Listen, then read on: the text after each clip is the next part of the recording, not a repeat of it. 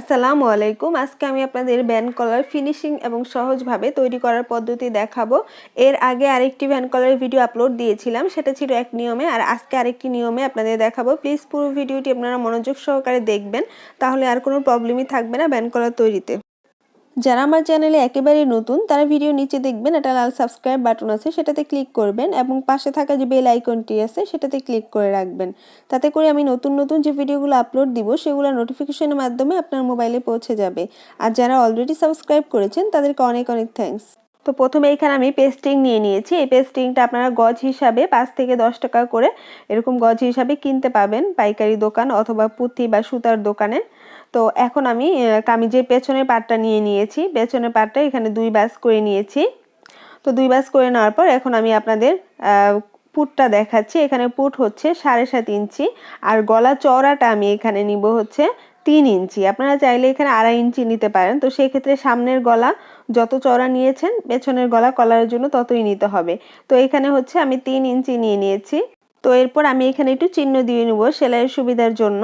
তো প্রথমে আমি এখানে হচ্ছে সামনের পাটটা বিছিয়ে নিয়েছি, এরপর পেছনের পাটটা এভাবে বিছিয়ে নিব। এটা হচ্ছে কাঁধ সেলাইয়ের জন্য। তো কাঁধটাকে এভাবে সমান করে নিয়ে সেলাই করে নিতে হবে। তো দুই পাশে এভাবে সমান করে তারপর হচ্ছে সেলাইটা করে নিতে হবে। তো আমি আপনাদের দেখাচ্ছি আপনারা কিভাবে সমান করে নেবেন। তো এখন হচ্ছে একটা পাশ আমি সেলাই করে নিচ্ছি। প্রথমে 1/2 ইঞ্চি পরিমাণ আমি এখানে কাটটা সেলাই করে নিচ্ছি। ঠিক এভাবে সেলাই করে নিতে হবে এবং এখানে এসে একটা ব্যাক স্টিচ দিয়ে নিতে হবে যাতে সেলাইটা মজবুত থাকে। আর সেলাইয়ের শুরুতেও কিন্তু ব্যাক স্টিচ দিতে হবে, কাট সেলাইয়ের শুরুতে এবং শেষে। এখন হচ্ছে ডাবল সেলাই দিয়ে নিচ্ছি। তো সেলাই হয়ে গেল। এরপর এই যে আমি এখন উল্টে নিয়েছি।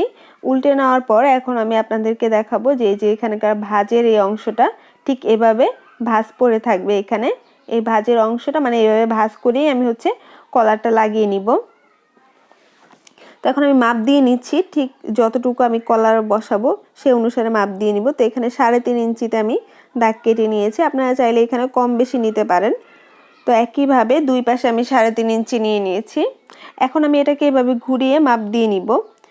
যতটুকু হবে এখানে ঘুরিয়ে মাপ দেওয়ার পর ঠিক ততটুকু হচ্ছে আমি পেস্টিং কেটে নিব। তো আমার এখানে হচ্ছে 14 ইঞ্চি এসেছে।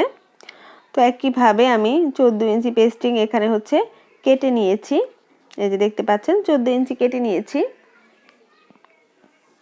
এখন আমি এটাকে এভাবে ভাঁজ করে নিব।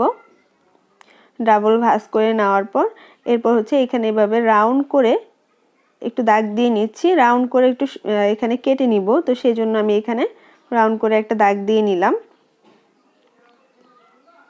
এখন আমি দাগ অনুসারে কেটে নিচ্ছি এখানে। তো এই যে কাটার পর ঠিক এমন হবে। তো এখানে আমি কাপড় নিয়ে নিয়েছি। তো কাপড়টা এই যে দেখতে পাচ্ছেন, কাপড়টাকে এখন এভাবে করে ভাঁজ করে নিব। 2 ভাঁজ করে নিতে হবে। তো আমি আপনাদের আবারও দেখাচ্ছি কাপড়টা কিভাবে ভাঁজ করবেন। কাপড়টাকে ঠিক এভাবে ভাঁজ করে নিতে হবে। আর কাপড়টা হচ্ছে এবার এখানে যে পেস্টিংটা আছে তার থেকে একটু বেশি নিয়ে নিতে হবে। তো এই যে এখানে বসিয়ে নিয়েছি। বসিয়ে নেওয়ার পর এখন এখানে দাগ দিয়ে দেখাচ্ছি আপনাদের। এটা আমি পরে সেলাই করব, কিন্তু আপনাদের বোঝার জন্য আমি এখন এভাবে দাগটা দিয়ে নিলাম। তো প্রথমে আমি এখানে সেলাই করব হচ্ছে এভাবে ভাঁজ করে নিব। একটা পার্ট কাপড় হচ্ছে এখানে এভাবে করে ভাঁজ করে নিতে হবে। ভাঁজ করে নিয়ে এটা হচ্ছে আমি সেলাই করে নিব। প্রথমে প্রায় 1/2 ইঞ্চি পরিমাণ কাপড় আমি ভাঁজ করে নিয়েছি। পেস্টিং এর উপরে ভাঁজ করে নিয়ে সেলাই করে নিচ্ছি।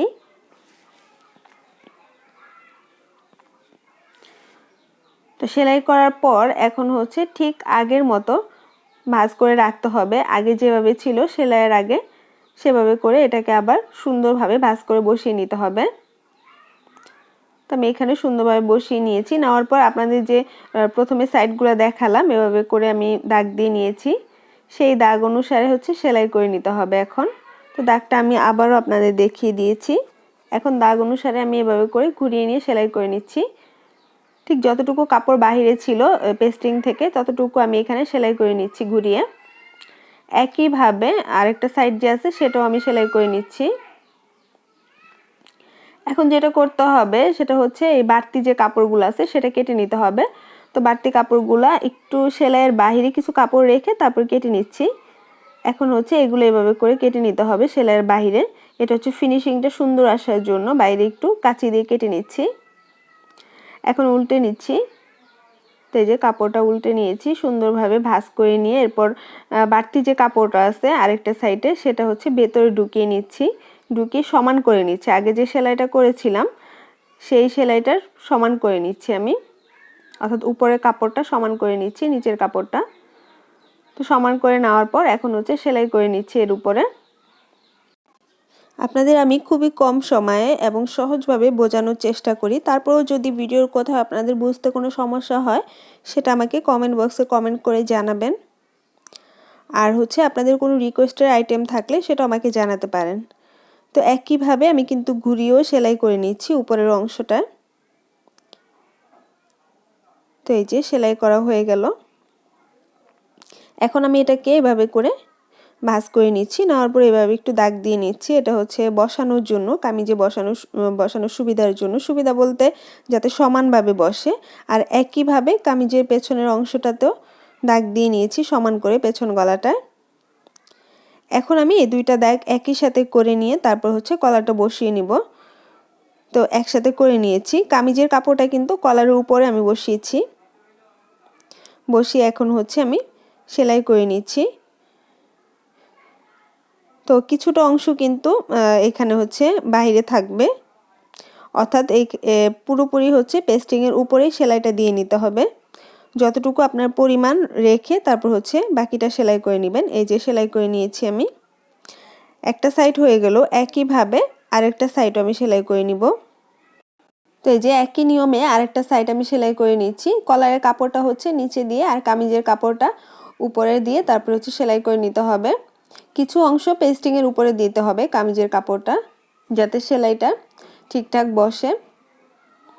তো এই যে সেলাইটা কমপ্লিট হয়ে গেল, কলার তৈরি হয়ে গেল। আজকের ভিডিওটি কেমন লাগলো সেটা জানিয়ে আমাকে কমেন্ট বক্সে কমেন্ট করবেন, লাইক দিবেন এবং হচ্ছে আপনার ফ্রেন্ডদের মাঝে শেয়ার করবেন যারা কিনা এই ধরনের কাজগুলো শিখতে খুবই আগ্রহী। তো আজকে এই পর্যন্তই। আপনারা ভালো থাকবেন, সুস্থ থাকবেন। আল্লাহ হাফেজ।